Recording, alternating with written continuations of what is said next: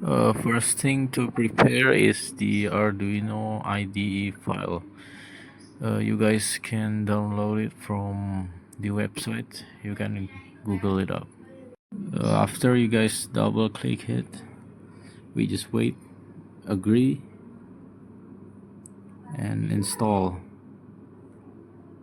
and just wait for the process to be complete.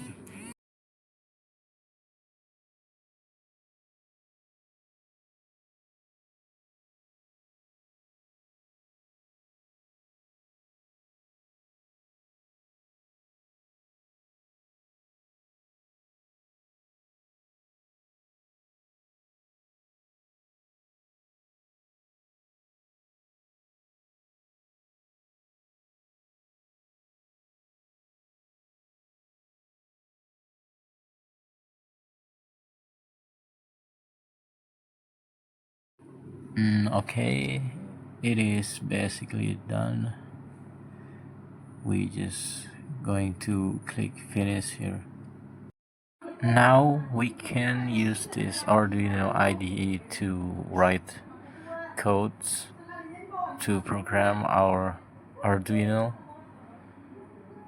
Yeah, thanks for watching.